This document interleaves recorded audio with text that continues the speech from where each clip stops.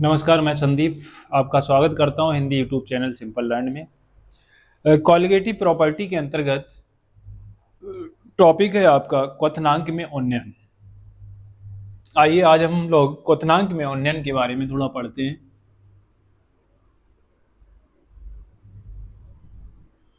क्वथनांक में उन्नयन। क्वथनांक में उन्नयन से पहले थोड़ा हम लोग क्वथनांक के बारे में समझते हैं कि क्वथनांक क्या है, किसी पदार्थ का क्वथनांक क्या होता है। ठीक है ना। तो हम अभी तक पढ़ते आए हैं 10th लेवल तक या 10th से पहले कि क्वथनांक किसी भी पदार्थ का या किसी भी अवयव का वह ताप होता है जिस पर वह अपनी अवस्था परिवर्तित करके द्रव से किसमें गैस में परिवर्तित हो जाता है।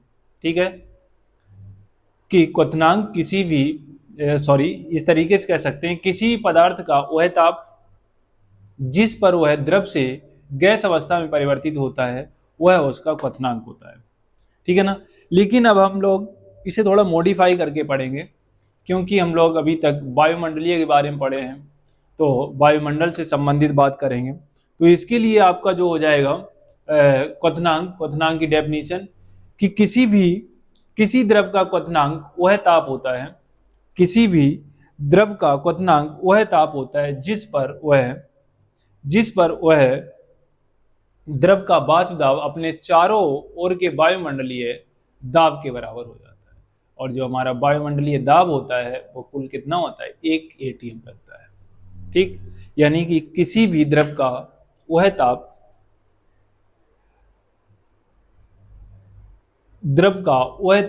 जिस पर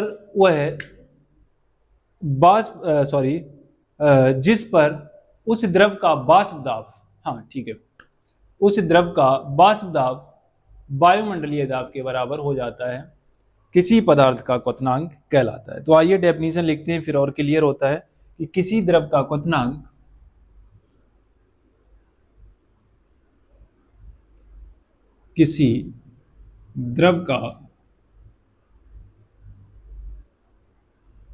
किसी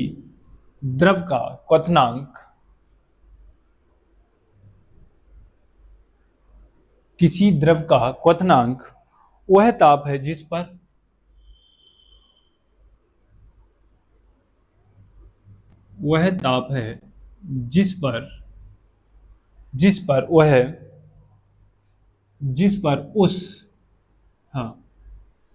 किसी द्रव का क्वथनांक वह ताप है जिस पर उस द्रव का वाष्प दाब अपने चारों ओर के कह सकते हैं अपने चारों ओर के वायुमंडलीय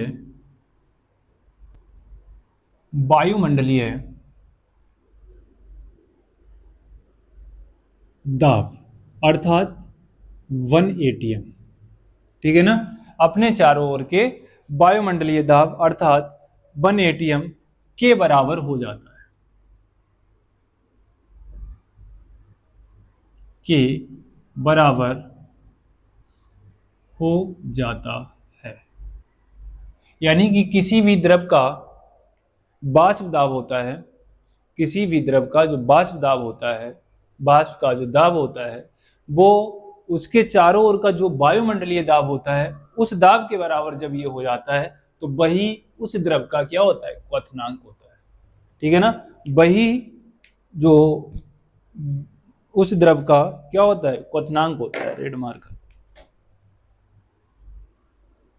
उस द्रव का क्वथनांक होता है। ठीक है, बात समझ में आ गई कि जब किसी द्रव का वाष्प दाब अपने वायुमंडलीय दाब के बराबर हो जाता है तो उसे हम क्या बोलते हैं, उस द्रव का क्वथनांक कहते हैं। अब बात करते हैं क्वथनांक में उन्नयन की। ये तो डेफिनेशन हो गई थी आपके क्वथनांक की। किसकी हो गई, क्वथनांक की। अब बात करें क्वथनांक में उन्नयन। उन्नयन का अर्थ होता है वृद्धि। उन्नयन का अर्थ क्या होता है? वृद्धि। अवनमन का मतलब कमी होती है, ठीक है। अब क्वथनांक में उन्नयन कैसे किया जा सकता है? मान लीजिएगा कोई एक शुद्ध विलायक ले लिया, हमने जल ले लिया। हमें पता है शुद्ध जल का क्वथनांक जो होता है, बॉइलिंग पॉइंट जो होता है, वो 100 डिग्री सेल्सियस होता है ना, कि शुद्ध जल का जो क्वथनांक होता है वो 100 डिग्री सेल्सियस होता है। यानी कि 100 डिग्री सेल्सियस पर जो द्रव का वाष्प दाब होगा वो वायुमंडलीय दाब के बराबर हो जाएगा। अब हमें 100 से अधिक यानी कि 100 डिग्री सेल्सियस से अधिक टेम्परेचर को करना, ऐसा विलयन बना के तैयार करें जिसका क्वथनांक 100 से अधिक हो जाए, ठीक है ना। और ऐसा विलयन बनाने के लिए हमें जो विलेय होगा वो विलेय कैसा लेना पड़ेगा? अवाष्पशील। कैसा लेना पड़ेगा? अवाष्पशील। हाँ, जब अवाष्पशील विलेय को शुद्ध विलायक में मिलाएंगे जाकर के, अवाष्पशील का मतलब है जो वाष्पित ना होता हो। तो आइए देखें,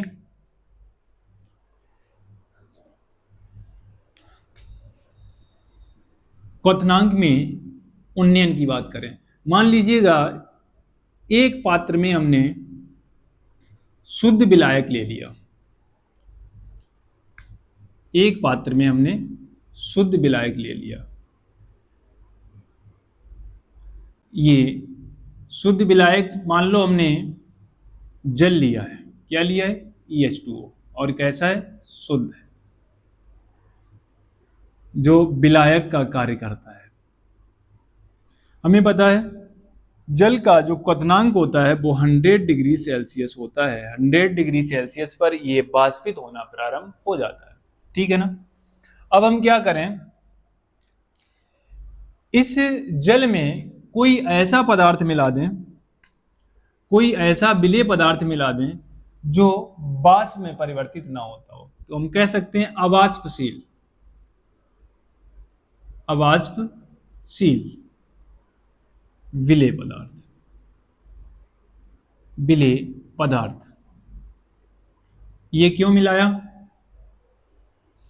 कि जो 100 डिग्री पर वाष्पित हो रहा था, यानी कि इसके वाष्प दाब में कमी कर देगा। जब अवाष्पशील विलेय का मतलब जो वाष्पित नहीं होता है पदार्थ, उसे अगर हम जल में मिला देंगे तो जल का जो वाष्प दाब होगा उसके वाष्प दाब में कमी कर देगा, ठीक है। जब कमी हो जाएगी तो जो विलयन का वाष्प दाब होगा, जो विलयन बनकर के तैयार होगा, उस विलयन का जो वाष्प दाब होगा वो शुद्ध विलायक के वाष्प दाब से कम हो जाएगा। क्योंकि जब शुद्ध विलायक के वाष्प दाब से वाष्प दाब में कमी आएगी विलयन के, तभी हमें उसमें क्वथनांक यानी कि ताप अधिक लगाने की आवश्यकता पड़ेगी। बात समझ गए? तो हमने विलयन बना के तैयार किया,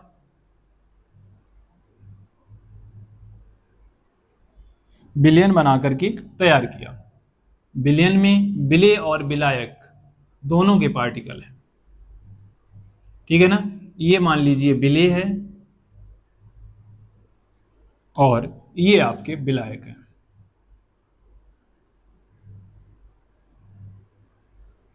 शुद्ध विलायक, ठीक।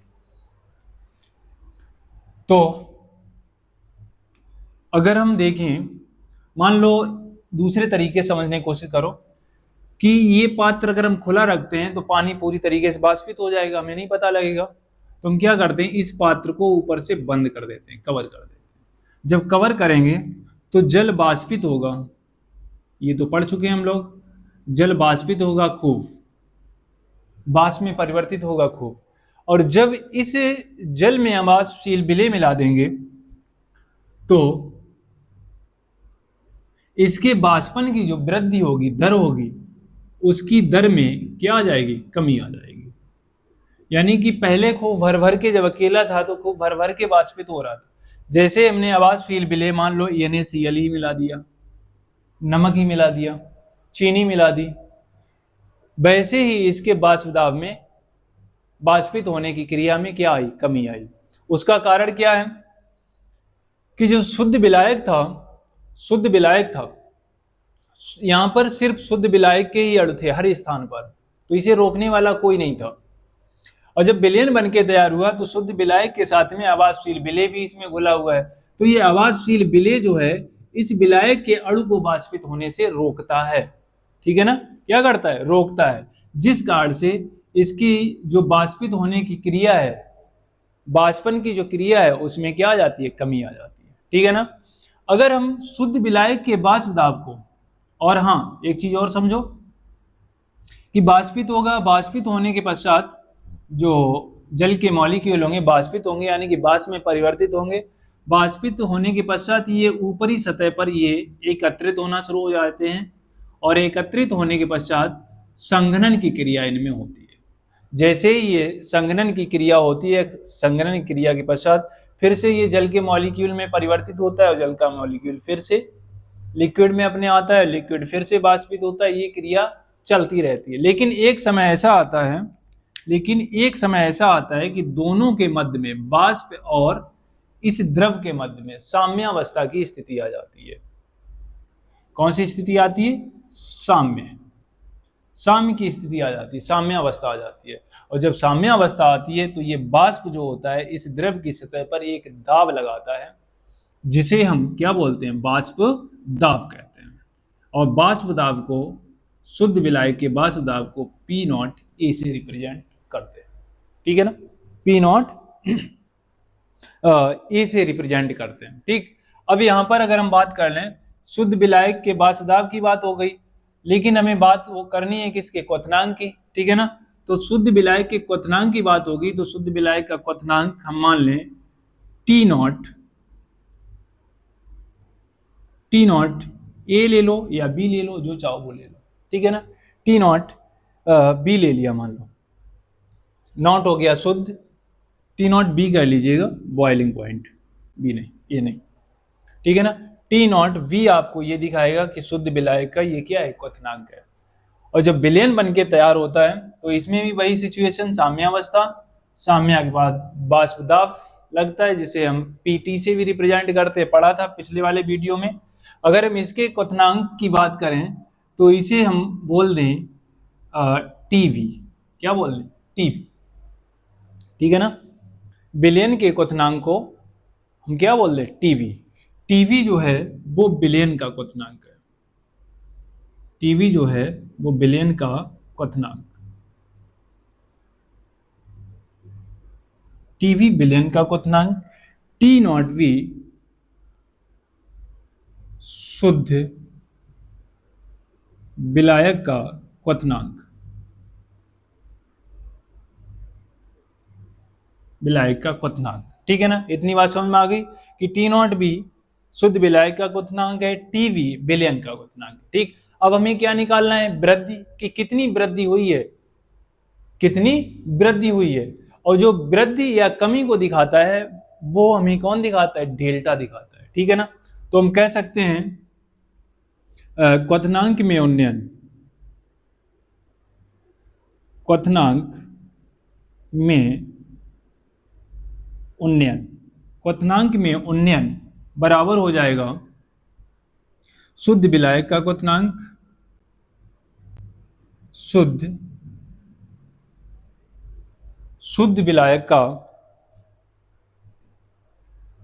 विलायक का नहीं होगा, यहाँ पे विलयन का होगा, क्योंकि इसके क्वथनांक में वृद्धि हो रही है, इसके क्वथनांक में कमी हो रही है।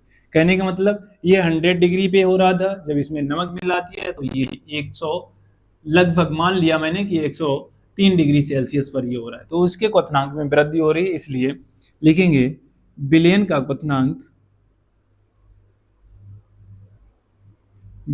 क्वथनांक माइनस शुद्ध विलायक का क्वथनांक। अगर हमें अंतर निकालना है तो दोनों के क्वथनांक को हमें माइनस करना होगा। ठीक है ना, अगर क्वथनांक में, हाँ एक चीज और है, इसकी डेफिनेशन और अभी हम लोग लिख लेंगे। इसे हम क्वथनांक में उन्नयन को हम डेल्टा TV से रिप्रेजेंट करते हैं। किससे करते हैं, डेल्टा TV से रिप्रेजेंट करते हैं। विलयन के क्वथनांक को हमने TV कहा था। ठीक है, शुद्ध विलायक के क्वथनांक को T0 V कहा है। तो डेल्टा TV इक्वल टू हो जाएगा आपका TV माइनस का T0 V। ठीक है ना, अब इसकी अगर परिभाषा की बात करें क्वथनांक में उन्नयन में, तो कैसे लिखेंगे, आइए देखते हैं परिभाषा।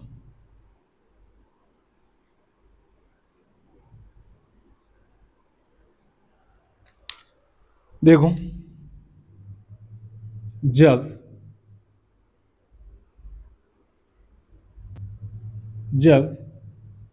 शुद्ध विलायक जब शुद्ध विलायक में कोई जब शुद्ध वाष्पशील विलायक में जब किसी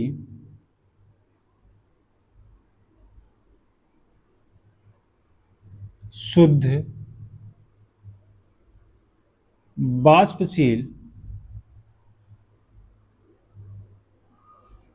विलायक में जब किसी शुद्ध वाष्पशील विलायक में कोई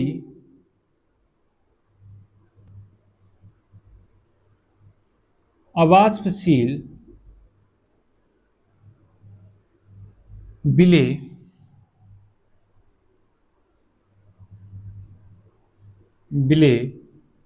मिलाते हैं तो उसके वाष्प दाब में कमी अर्थात क्वथनांक में वृद्धि होती है।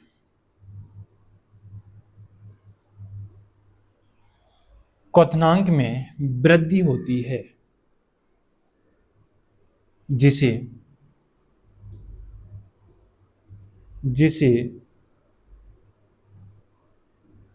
क्वथनांक का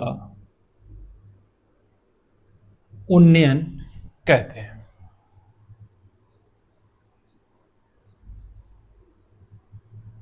इसे डेल्टा टीवी से व्यक्त करते हैं। ठीक है ना, ये आपका रहा क्वथनांक में उन्नयन। अब इसके अणुभार की अगर गणना करना है तो उसके लिए हम अगला वीडियो लेके आएंगे। उसमें हम आपको बताएं किस प्रकार से अवाष्पशील जो विलेय पदार्थ है उसका अणुभार कैसे निकालेंगे। अणुभार है या फिर जिसे हम बोल सकते हैं मोलर मास भी कह सकते हैं, उसका निर्धारण कैसे करेंगे वो हम लोग अगले वीडियो में पढ़ेंगे। ठीक है ना, कि जो डेल्टा टीवी होता है वो किसके समानुपाती होता है, इस चीज़ पे अगले वाले वीडियो में हम लोग बात करेंगे और आगे सवाल भी इससे संबंधित लगाएंगे। ये भी आपका इम्पोर्टेंट टॉपिक है। ठीक है, अगर कोई समस्या है तो बताइएगा कमेंट करके, मैं पुनः समझाने की कोशिश करूँगा। ठीक, थैंक यू।